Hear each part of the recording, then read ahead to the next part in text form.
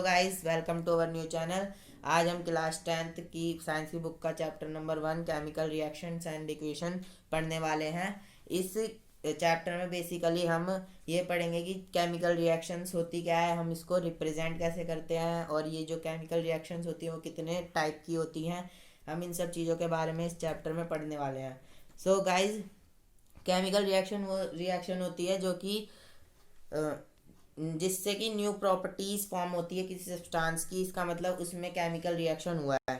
जैसे इसमें क्या होता है, जैसे बेसिकली इस एग्जांपल के लिए जैसे रस्टिंग ऑफ आयरन होता है। रस्टिंग ऑफ आयरन का मतलब जैसे आयरन जो होता है, लोहे में जंग लगना, लोहे में जब जंग लग जाता है तो इसका मतलब उसमें केमिकल रिएक्शन हुआ है। उसने वो मॉइस्चर एसिड और उसके कांटेक्ट में आके उसके अंदर केमिकल रिएक्शन हुआ है और उसमें जंग लगा है। और गाइस, हमारे जैसे दूसरा एग्जांपल है रेस्पिरेशन। रेस्पिरेशन में क्या होता है, जैसे हम जो ग्लूकोज होता है वो अंदर जाके ऑक्सीजन के कांटेक्ट में आता है, फिर वो ब्रेक डाउन होता है, फिर वो हमें एनर्जी प्रोवाइड कर रहा है। तो बेसिकली रेस्पिरेशन में भी केमिकल रिएक्शन हो रही है। और जैसे होता है वो डाइजेशन ऑफ फूड में भी केमिकल रिएक्शन होती है। जब फूड डाइजेस्ट होता है उसमें HCl होता है हमारे स्टमक में, उसकी वजह से उसमें भी केमिकल रिएक्शन होती है जो कि डाइजेस्ट करने में फूड को हेल्प करती है, HCl।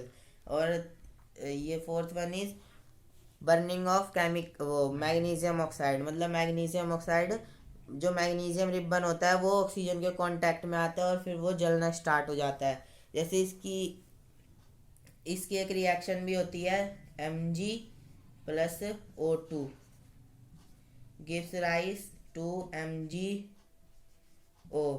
सो ये जो आप रिएक्शन देख रहे हैं इसमें क्या है, देखो मैं इसमें रिएक्टेंट और प्रोडक्ट के बारे में भी समझा देता हूँ कि रिएक्टेंट कौन से होते हैं और प्रोडक्ट कौन से होते हैं। सो जो लेफ्ट हैंड साइड वाले होते हैं ये होते हैं रिएक्टेंट, और जो राइट हैंड साइड वाले होते हैं ये होते हैं प्रोडक्ट। एंड जब भी फिर हम देखते हैं कि केमिकल रिएक्शन जब होता है तो उसमें क्या क्या चीज़ें चेंजेस आती है। जैसे स्टेट चेंज हो जाती है, जब भी कोई केमिकल रिएक्शन होगी तो उस सब्सटेंस की स्टेट चेंज हो जाएगी, कलर में भी चेंज आ जाएगा, चेंज इन टेम्परेचर भी हो जाएगा। मतलब टेम्परेचर में भी चेंज आ जाएगा जब कोई केमिकल रिएक्शन होगी। सो गाइज, आई होप ये आपको समझ आ गया होगा कि केमिकल रिएक्शन होती क्या है। मैं फिर बता देता हूँ केमिकल रिएक्शन क्या होती है। The process in which new substance with new properties are form from one or more substance is called chemical reaction. मतलब कि किसी सब्सटेंस की नई प्रॉपर्टीज फॉर्म हो जाती हैं तो इसका मतलब उसके अंदर केमिकल रिएक्शन कुछ ना कुछ हुआ है। सो गाइज, आई होप आपको ये समझ आ गया होगा। सो गाइज, हमारा नेक्स्ट टॉपिक है ways of representing chemical reaction. हम दो तरीके से केमिकल रिएक्शन को रिप्रेजेंट करते हैं। पहला होता है बाय वर्ड। वर्ड में जैसे zinc plus sulphuric acid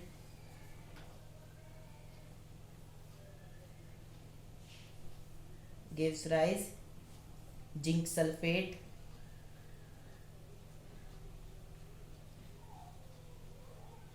plus में हाइड्रोजन।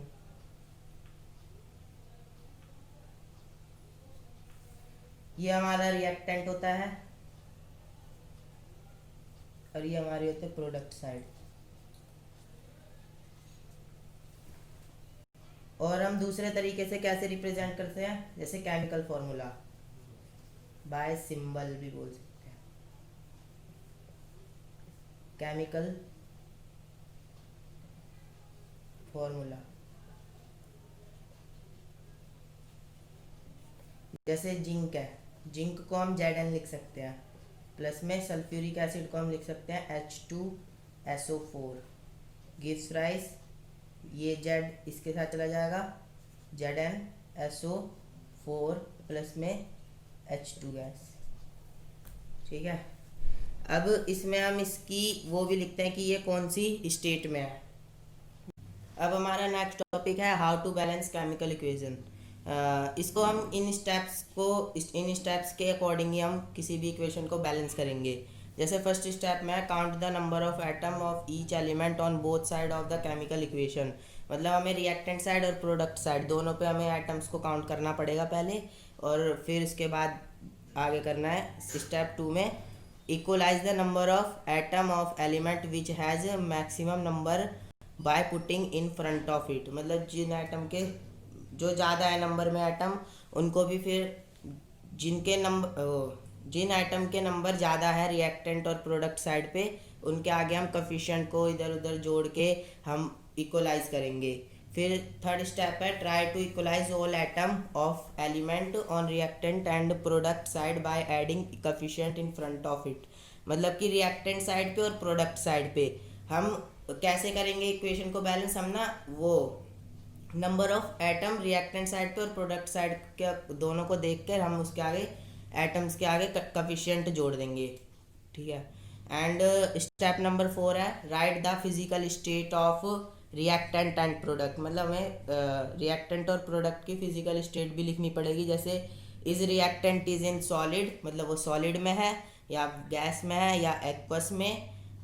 तो हमारा फिफ्थ पॉइंट है right the necessary condition of temperature pressure और कैटलिस्ट ऑन एरो एवव और बिलो, मतलब हम जो केमिकल इक्वेशन के बीच में एरो जो देते हैं, अगर हमने उस रिएक्शन को प्रोसीड कराने के लिए कुछ टेम्परेचर दिया एक्स्ट्रा या प्रेशर दिया या कैटलिस्ट कोई लगा रखा है, जैसे निकल और पेरिडियम जो होते हैं वो कैटलिस्ट होते हैं, तो हम उस एरो पे शो कर देंगे कि हमने क्या क्या चीज़ दे रखी है इस रिएक्शन को आगे प्रोसीड करने के लिए।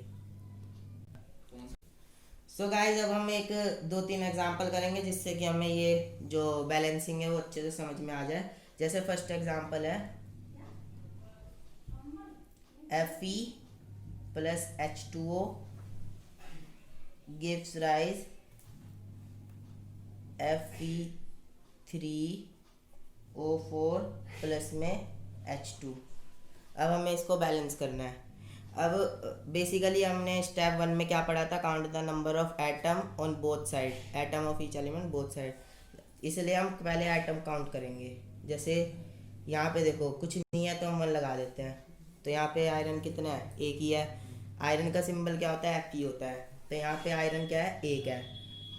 यहाँ पे आयरन एक है। अब यहाँ पे देखो यहाँ पे 3 है, मतलब ज़्यादा है नंबर ऑफ आयरन इस साइड पे, प्रोडक्ट साइड पे नंबर ऑफ आयरन क्या है, ज़्यादा है। और फिर अब हम देखते हैं हाइड्रोजन, हाइड्रोजन को देखते हैं हम। हाइड्रोजन इस साइड रिएक्टेंट साइड पे 2 है और प्रोडक्ट साइड पे भी 2 है, इसका मतलब हाइड्रोजन क्या है, बैलेंस। एंड इसके बाद हम देखते हैं ऑक्सीजन, रिएक्टेंट साइड पे ऑक्सीजन क्या है, 1 है, क्योंकि इसके आगे कुछ है नहीं तो हम 1 लगा देंगे, तो ऑक्सीजन क्या है, 1 है। और यहाँ पे ऑक्सीजन कितना है, 4।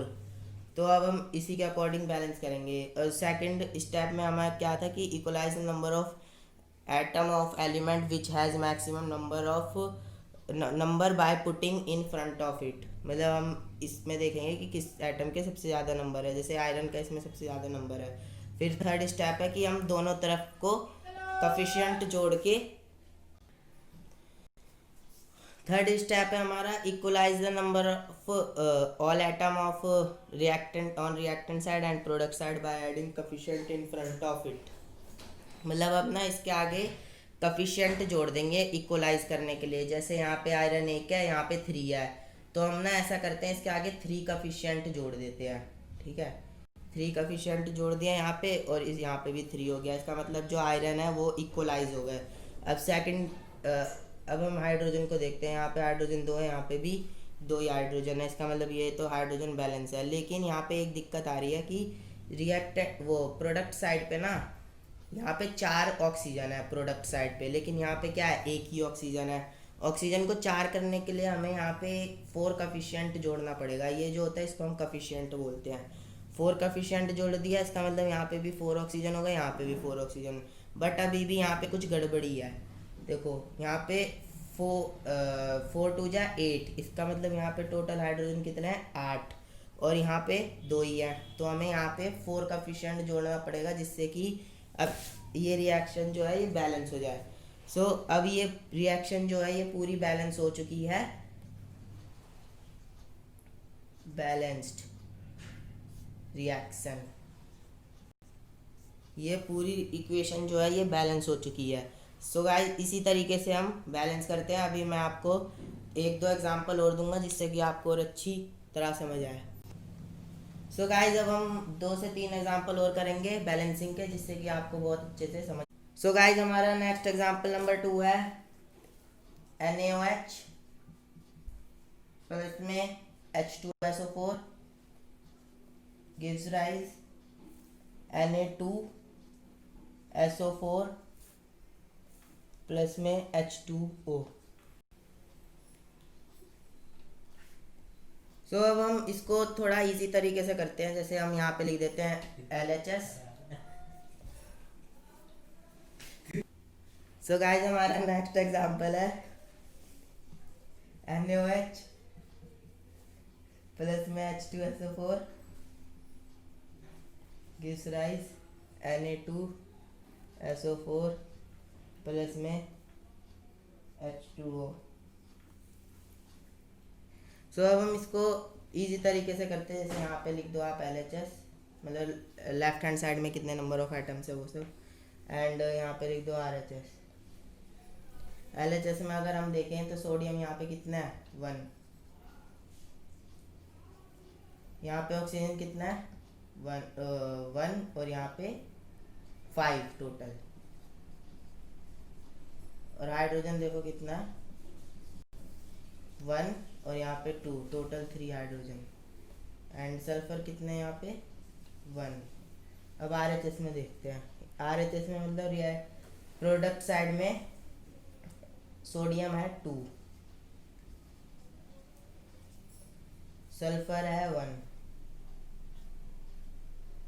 ऑक्सीजन 4 और ये 5, टोटल नंबर ऑफ ऑक्सीजन है 5, और हाइड्रोजन है 2, हाइड्रोजन यहाँ पे 2। अब देखो इसमें से कौन कौन सी चीज़ बैलेंस है, अब हम ये देखते हैं। सोडियम का नंबर यहाँ पे 1 है, यहाँ पे 2 है, तो 1 और 2 इसमें ये अनबैलेंस्ड है, सोडियम को बैलेंस करना पड़ेगा। ऑक्सीजन नंबर ऑफ ऑक्सीजन यहाँ पे 5 है, यहाँ पे 5, ऑक्सीजन तो बैलेंस है।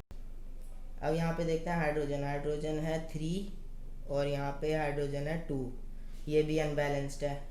सल्फर यहाँ पे 1 है, यहाँ पे 1 है, तो सल्फर और ऑक्सीजन बैलेंस है यहाँ पे बस। सो गाइस ये सारी इसमें ऑक्सीजन और सल्फर ही है जो बैलेंस है और बाकी सब अनबैलेंस है। सो अब हम इसमें कुछ कोएफिशिएंट जोड़ेंगे बैलेंस करने के लिए। आफ्टर एडिंग कोएफिशिएंट, कोएफिशिएंट जोड़ने के बाद जो नंबर ऑफ एटम होंगे हम उसको यहाँ पे लिखेंगे। जैसे यहाँ पे है 1 सोडियम, यहाँ पे है 2, तो हम यहाँ पे 2 कोएफिशिएंट जोड़ देते हैं। अब देखो यहाँ पे कितने नंबर ऑफ एटम है, यहाँ पे 2 सोडियम है, सोडियम का नंबर यहाँ पे 2 हो चुका है, और यहाँ पे ऑक्सीजन का नंबर हो गया 2 और यहाँ पे 4, टोटल 6 हो गए ऑक्सीजन। एंड यहाँ पे हाइड्रोजन कितने हैं 2 और ये 2, टोटल नंबर ऑफ हाइड्रोजन हो गए 4, और यहाँ पे सल्फर देखो 1 है ना, यहाँ पे 1 हो गया सल्फर, सल्फर तो सेम एज इट इज ये 1। अब यहाँ पे देखते हैं, यहाँ पे सोडियम कितने हैं 2, इसका मतलब सोडियम तो बैलेंस हो गया भाई। अब यहाँ पे सल्फर देखो, सल्फर कितना है यहाँ पे 1, इसका मतलब सल्फर भी बैलेंस है, यहाँ पे भी 1, यहाँ पे भी 1। इसके बाद यहाँ पे देखते हैं हाइड्रोजन कितने हैं, हाइड्रोजन यहाँ पे 2 है, लेकिन यहाँ तो 4 है, तो इसको बैलेंस करने के लिए हम यहाँ पे लगा देंगे 2 कोएफिशिएंट जोड़ देंगे। अब total number of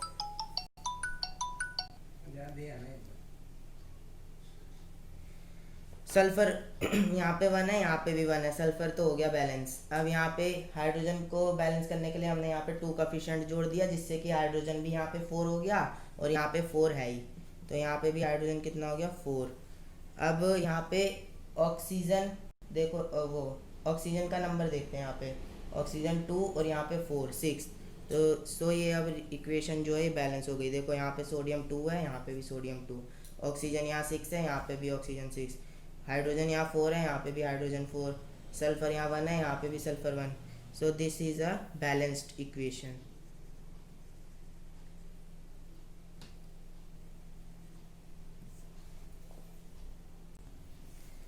so guys हमारा थर्ड एग्जांपल है ये BaCl2 प्लस में H2SO4 gives rise BaSO4 plus में HCl। ये हमारा नेक्स्ट एग्जांपल है। अब इसको हम डायरेक्ट करने की कोशिश करते हैं। जैसे यहाँ पे बैरियम कितना है 1, यहाँ पे भी बैरियम क्या है 1, यहाँ पे क्लोरीन कितना है 2, यहाँ पे क्लोरीन है, यहाँ पे क्लोरीन लेकिन 1 है। तो क्लोरीन को बैलेंस करने के लिए हमें यहाँ 2 लगाना पड़ेगा, कोफिशिएंट 2 जोड़ना पड़ेगा। अब यहाँ पे भी क्लोरीन 2 हो गए, यहाँ पे भी क्लोरीन 2 हो गए। अब यहाँ पे हाइड्रोजन जो है यहाँ पे 2 है, अब हाइड्रोजन भी यहाँ पे 2 हो गया। सल्फर क्या है यहाँ पे 1 है, यहाँ पे भी 1 है। सो यहाँ पे ऑक्सीजन कितना है 4, यहाँ पे भी ऑक्सीजन कितना है 4। So this is a balanced equation. अब ये इक्वेशन जो है ये बैलेंस्ड हो चुकी है। अब एक और एग्जांपल देता हूँ मैं।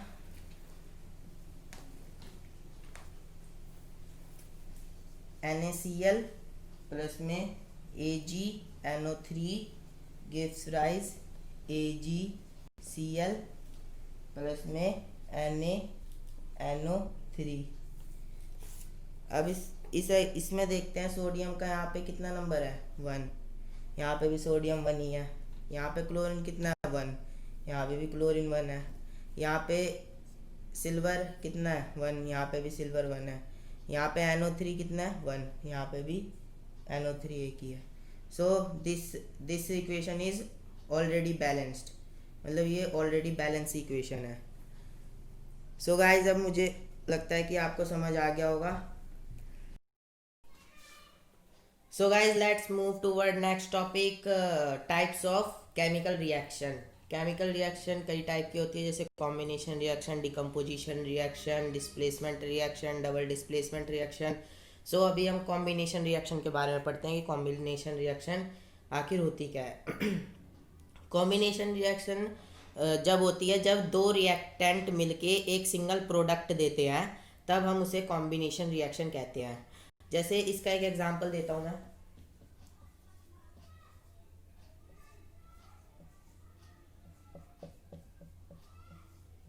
Gives rise CaOH2।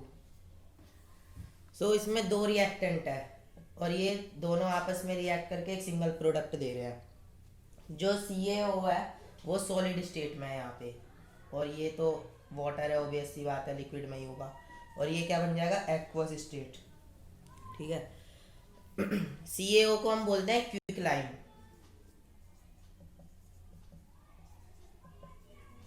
CaOH2 को बोलते हैं स्लैक्ड लाइम। ये सिलेक्ट लाइम जो होता है चूना होता है बेसिकली, अगर हम हिंदी में बोलें तो ये चूना होता है जो हम घरों में वो जिससे हम घरों में पेंट करते हैं, वो वाला चूना होता है ये सिलेक्ट लाइम। तो इसमें भी दो टाइप का होता है रिएक्शन, एक होता है एक्सोथर्मिक रिएक्शन, एक होता है एंडोथर्मिक रिएक्शन। एक्सोथर्मिक रिएक्शन वो रिएक्शन होती है जिसमें वो रिएक्शन होती है जब फॉर्मेशन ऑफ प्रोडक्ट होता है तो हीट जो होती है वो रिलीज होती है, या फिर एनर्जी भी कह सकते हो, जो एनर्जी होती है वो रिलीज होती है, ठीक है। वैसे हीट भी एक एनर्जी होती है, तो हीट जो है वो रिलीज होती है एक्सोथर्मिक रिएक्शन में। जैसे अगर मैं इसका एग्जांपल बोलूँ तो जैसे हम रेस्पिरेशन लेते हैं, रेस्पिरेशन जब ग्लूकोज होता है वो ऑक्सीजन के साथ मिलके ब्रेक डाउन हो जाता है, फिर हमारी बॉडी को वो एनर्जी प्रोवाइड करता है। जैसे इसकी एक रिएक्शन बताता हूँ मैं, ग्लूकोज की C6H12O6 प्लस में ये एक्वस में होगा, प्लस में 6O2 ये होगा गैस में, gives rise 6CO2 plus 6H2O plus में ये दे देगा एनर्जी। सो गाइज ये एक्सोथर्मिक रिएक्शन में हीट जो होती है वो रिलीज होती है जब प्रोडक्ट का फॉर्मेशन होता है। जैसे कि ये जो ग्लूकोज है ये ऑक्सीजन के साथ मिलके ब्रेक डाउन हो जाता है और फिर हमारी बॉडी को एनर्जी प्रोवाइड करता है। तो इसमें क्या हुआ, एनर्जी जो है वो रिलीज हो गई फॉर्मेशन ऑफ प्रोडक्ट प्रोडक्ट करते।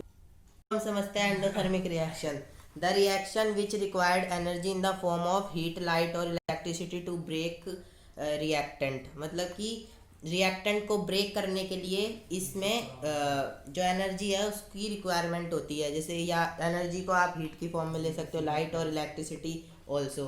जैसे मैं एक एग्जांपल समझाता हूँ। N2 प्लस O2 प्लस में heat gives rise to NO। So हमने इस रिएक्टेंट को ब्रेक करने के लिए हमने हीट दिया है, हीट दी, तो ये दोनों इस हीट की रिक्वायरमेंट हुई है। तो बेसिकली जो एंडोथर्मिक रिएक्शन होती है उसमें एनर्जी की रिक्वायरमेंट होती है in the form of heat, light और इलेक्ट्रिसिटी। मतलब इसमें जो एनर्जी है ना वो एब्जॉर्ब भी होती है। जैसे एक्सोथर्मिक रिएक्शन में क्या होती है, एनर्जी जो होती है रिलीज होती है, और एंडोथर्मिक रिएक्शन में रिएक्शन करने के लिए जो एनर्जी है वो एब्जॉर्ब होती है in the form of heat, light और इलेक्ट्रिसिटी, रिएक्टेंट को ब्रेक डाउन करने के लिए। सो यही होता है एंडोथर्मिक रिएक्शन।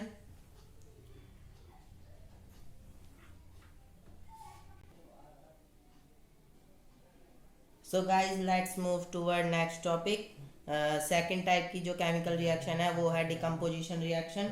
डिकम्पोजिशन रिएक्शन में बेसिकली क्या होता है, एक जो रिएक्टेंट होता है वो बहुत सारे प्रोडक्ट में स्प्लिट हो जाता है। जैसे कि लेट्स मान लो ये एक एक ये वो है रिएक्टेंट है, एक रिएक्टेंट। अब ये ना जब प्रोडक्ट बनेगा तो ये स्प्लिट हो जाएगा B प्लस C। ठीक है, इसका एक अनदर एग्जांपल ये भी हो सकता है, जैसे आपने ले लिया, डिकम्पोजिशन रिएक्शन में एक एग्जांपल मैं देता हूँ। जैसे 2FeSO4 हो गया, गिव्स राइस, ये सिंगल रिएक्टेंट है। अब ये प्रोडक्ट में स्प्लिट होगा कैसे, देखो Fe2O3 प्लस में SO2 प्लस में SO3, ये इस तरीके से स्प्लिट हो जाएगा। और जो FeSO4 है ये है सॉलिड स्टेट में, हम इसकी स्टेट लिख देते हैं। और ये वाला भी है सॉलिड में, ये वाला है गैस में, और ये वाला भी ऑल्सो इन गैस, ये भी गैस में। ठीक है, सो हम इस तरीके से डिकम्पोजिशन रिएक्शन होती है, जो एक रिएक्टेंट होता है वो बहुत सारे प्रोडक्ट में स्प्लिट हो जाता है, इसी को हम बोलते हैं डिकम्पोजिशन रिएक्शन। और ये जो होता है इसको हम बोलते हैं फेरस सल्फेट, फेरस सल्फेट। और जो ये होता है इसको हम बोलते हैं फेरिक ऑक्साइड, फेरिक ऑक्साइड। और SO2 गैस होती है, सल्फर डाइऑक्साइड, और SO3 is also gas.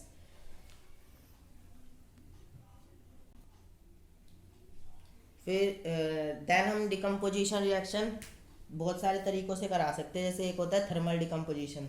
Thermal decomposition में नाम से ही पता चल रहा है कि हमको इसमें कुछ टेम्परेचर से रिलेटेड कुछ मतलब टेम्परेचर देना पड़ेगा, जब जाके जो रिएक्शन होगी वो प्रोसीड होगी। जैसे कि CaCO3 कैल्शियम कार्बोनेट, हमने इसमें हीट दी है और ये बना देगा CaO प्लस में CO2, कैल्शियम कार्बोनेट।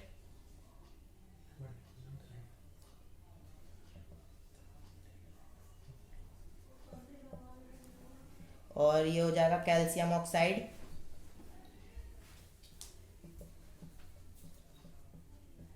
और ये हो जाएगा carbon dioxide, we all know. And जो ये सिंबल जो होता है ये होता है हीट का सिंबल, कि हमने इस रिएक्शन में हीट दी है। और ऐसी अगर आपने किसी रिएक्शन में कोई कैटलिस्ट वगैरह दे रखा है तो आप यहाँ पे कैटलिस्ट भी शो कर सकते हो। जैसे कैटलिस्ट दो होते हैं, जैसे निकल और पैलेडियम जो होता है वो कैटलिस्ट होता है, तो आप यहाँ पे शो कर सकते हो इस एरो पे कि आपने इस रिएक्शन को प्रोसीड आगे होने के लिए आपने क्या क्या चीज़ इसके अंदर एक्स्ट्रा दी है। ठीक है, and then electrolytic decomposition. Electrolytic decomposition मतलब नाम से ही पता चल रहा है इलेक्ट्रिसिटी, मतलब हमें इस रिएक्शन को प्रोसीड कराने के लिए हमको इलेक्ट्रिसिटी देनी पड़ेगी इसमें। जैसे 2H2O है, 2H2O को हमने इसमें इलेक्ट्रिसिटी दी, इलेक्ट्रिक करंट पास कराया हमने।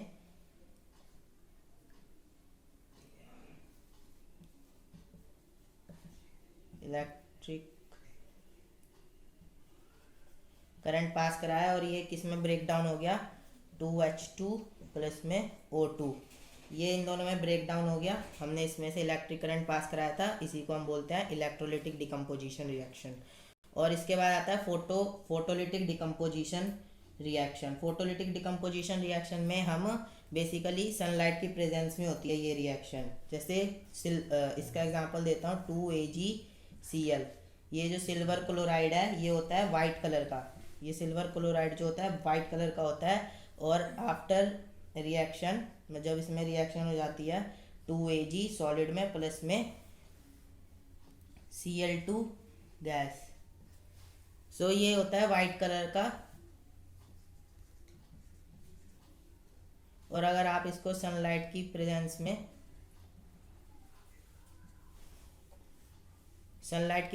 कराते हैं फोटोलिटिक डिकम्पोजिशन रिएक्शन को, तो ये वाइट कलर का होता है, ये टर्न्स हो जाता है ग्रे कलर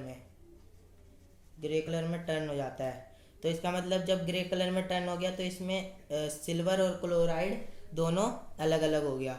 अगर आप AgCl को, सिल्वर क्लोराइड को सनलाइट में रखोगे तो ये ग्रे कलर में टर्न हो जाएगा, इसी को हम बोलते हैं फोटोलिटिक डिकम्पोजिशन रिएक्शन।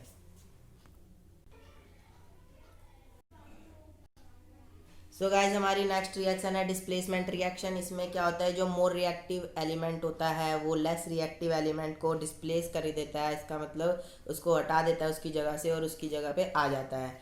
जैसे कि अब ये हमें कैसे पता चलेगा कि कौन सा एलिमेंट मोर रिएक्टिव है कौन सा लेस रिएक्टिव है। सो हम उसके बारे में चैप्टर 3 में पढ़ेंगे, वहाँ पे एक रिएक्टिविटी सीरीज दे रखी है जिससे कि हमें पता चल जाएगा कौन सा एलिमेंट मोर रिएक्टिव है और कौन सा एलिमेंट लेस रिएक्टिव है। जैसे मैं आपको एक एग्जांपल बताता हूँ जिससे कि आपको और अच्छे से समझ में आ जाएगा कि डिस्प्लेसमेंट रिएक्शन आखिरकार होती क्या है। जैसे एग्जांपल पे ये Fe सॉलिड में और CuSO4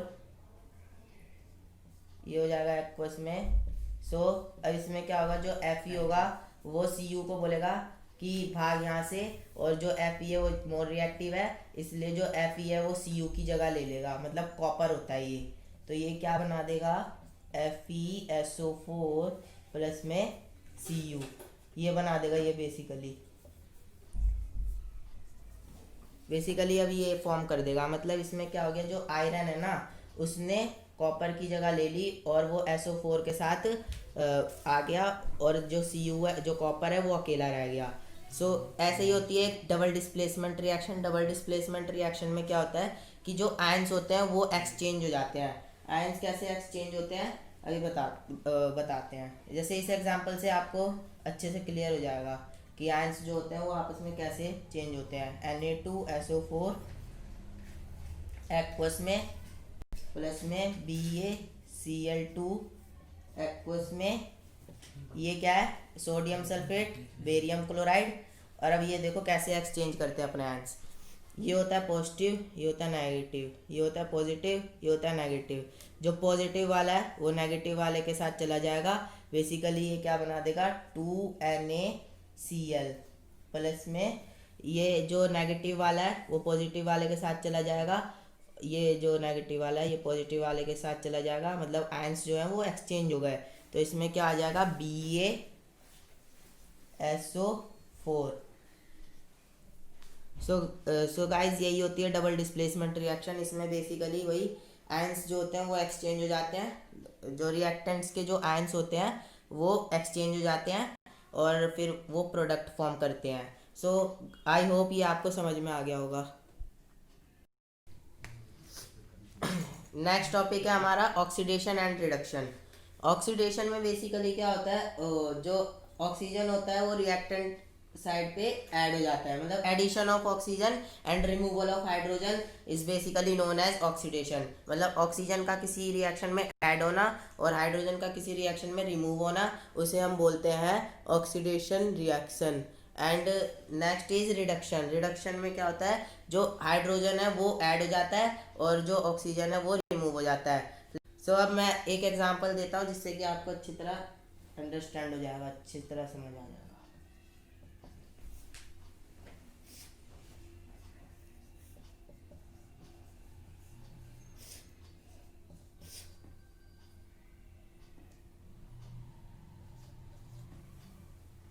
इसमें क्या हो रहा है, जो ऑक्सीजन है यहाँ पे वो Cu के साथ ऐड हो जा रहा है, इसका मतलब ये क्या हो रहा है, इसके अंदर ऑक्सीडेशन हो रहा है। एंड रिडक्शन में इसके बाद क्या होता है, देन रिडक्शन में होता है कि जो हाइड्रोजन है वो ऐड हो जाता है और जो ऑक्सीजन है वो रिमूव हो जाता है। जैसे कि एक एग्जांपल देता हूँ मैं, जिससे कि आपको अच्छे से समझ आएगा। कौन सा एग्जांपल दें, ये ले लेते हैं। CuO प्लस में H2 gives rise Cu plus में H2O। इसमें देखो, जो ऑक्सीजन के साथ, जो कॉपर के साथ ऑक्सीजन था वो रिमूव होके हाइड्रोजन के साथ चला गया। सो इट्स अ रिडक्शन, मतलब ऑक्सीजन जो है यहाँ से रिमूव हो गया और वो हाइड्रोजन के साथ चला गया। सो इसमें जो ऑक्सीजन का रिमूव हो गया और वो चला गया हाइड्रोजन के साथ, इसे ही हम बोलते हैं रिडक्शन। एंड रिडॉक्स रिएक्शन में क्या होता है, रिडॉक्स रिएक्शन में मैं इसी एग्जांपल से आपको समझाता हूँ। रिडॉक्स रिएक्शन बेसिकली होती क्या है,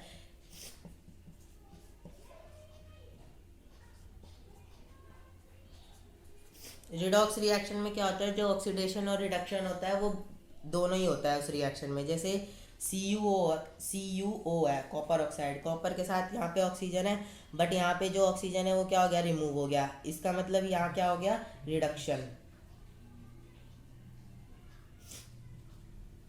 और यहाँ पे देखो, ये हाइड्रोजन है, यहाँ पे कोई ऑक्सीजन वगैरह नहीं है, लेकिन यहाँ पे जब गया तो इसके साथ क्या हो गया, ऑक्सीजन ऐड हो गया। इसका मतलब इसमें क्या हो रहा है, ऑक्सीडेशन। सो गाइस, यही होती है redox reaction, the reaction in which both oxidation के कांटेक्ट में आता है, तो उसके ऊपर एक हाइड्रेटेड ऑक्साइड की लेयर जो होती है वो फॉर्म हो जाती है, जो कि डे बाय डे मेटल को वीक करती जाती है। और जब तब हम उस मेटल को बोलते हैं कोरोडेड, मतलब उसमें जंग लग चुका है। ठीक है, जैसे आपने देखा ही होगा, हमारी जो लोहे की ग्रिल्स होती है उनमें कुछ टाइम बाद जंग लगना चालू हो जाता है। इसका मतलब उसके ऊपर एक हाइड्रेटेड ऑक्साइड की जो लेयर है वो फॉर्म हो चुकी है। जैसे आयरन के साथ ये रिएक्शन होती है जब हम उसको एयर, जब वो एयर, मॉइस्चर और एसिड के कांटेक्ट में आता है, तो आयरन के साथ ये वाली रिएक्शन होती है। मैं आपको बताता हूँ। 4Fe+3O2 एक्वस, ये तो सॉलिड में होगा, आयरन है, प्लस में 3H2O, ये लिक्विड में, गिव्स राइज टू Fe2O3.3H2O, ये सॉलिड में। सो इसमें क्या है, ये जो आयरन है वो मॉइस्चर, ये मॉइस्चर के कांटेक्ट में आ गया ऑक्सीजन के। सो इसमें क्या हो गया, ये इसने ये बना दिया Fe2O3.3 मॉलिक्यूल ऑफ H2O, मतलब अब आयरन में जो है रस्ट हो चुका है, वो जंग लग चुका है। अब हम कोरोजन को प्रिवेंट करने के लिए दो तीन मेथड को अपनाते हैं कि जिससे कि कोरोजन जो है वो थोड़ा प्रिवेंट हो जाए। जैसे पहला होता है, हम किस लोहे लोहे की ग्रिल वगैरह पे अगर पेंट कर दें या ऑयलिंग कर दें तो हम कोरोजन से उसे बचा सकते हैं। और जैसे हम शिप्स जो होती हैं समुद्र में, उसमें क्या करते हैं, हम गैल्वेनाइजेशन कर देते हैं, जिससे कि उसमें कोई कोरोजन नहीं लगता, मतलब उसमें रस्ट नहीं लगता। उसे रस्ट से प्रिवेंट करने के लिए हम गैल्वेनाइजेशन करते हैं। और दूसरा है रैंसिडिटी। रैंसिडिटी में क्या होता है, जो फैट्स ऑयल्स जो होते हैं वो क्या हो जाते हैं, ऑक्सीडाइज हो जाते हैं, ऑक्सीडेशन हो जाता है। जब हम उसको एयर के कांटेक्ट में आता है तो वो फैट्स ऑयल्स जो होते हैं वो ऑक्सीडेशन हो जाता है, जिसे हम बोलते हैं रैंसिडिटी।